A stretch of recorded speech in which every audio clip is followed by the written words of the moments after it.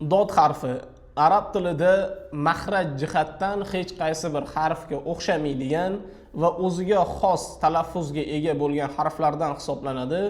Dod harfini maxraji tillar tepa jag tishlari yoki bo'lmasam oldi tishlarga bosilishlik bilan talaffuz qilinadi. Dod harfini 3 xil maxrajdan talaffuz qilishlik mumkin. Ya'ni tilni o'ng tarafdagi tishlarga bosishlik yoki tilni o'rtadagi old tarafdagi tishlarga bosishlik yoki tilni chap tarafdagi tishlarga bosishlik orqali talaffuz qilinadi. Bu holatda tillar tishga bosilgan paytda ichkaridan keladigan havo oqimi ana shu tilni bosilishi orqali to'sib qolinadi. Va dod harfi og'iz to'lgan holatda talaffuz qilinadi. Ya'ni al holatida talaffuz qilinadi va harakatli holatida esa og'iz to'lgan holatida do, di, du shaklda harf jarangli portlab chiqish xususiyatiga ega.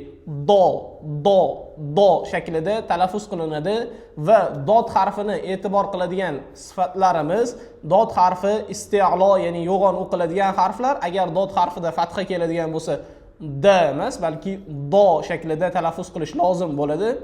Va dod harfimiz ham jahr, ya'ni havosiz talaffuz qilinadi, chunki tillar tishga bosilgan paytda ichkaridan kelgan havo oqimi og'iz bo'shlig'ida yig'iladi. Va dod harfimizda 3-sifati bu rahova, ya'ni sukunli shaklda keladigan bo'lsa, dod harfini ushlab turish lozim bo'ladi.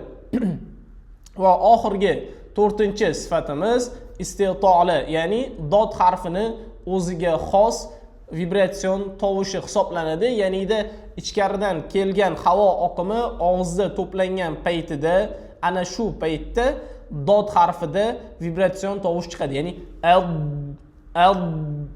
id, ud shaklida ushlab talaffuz qilish lozim bo'ladi.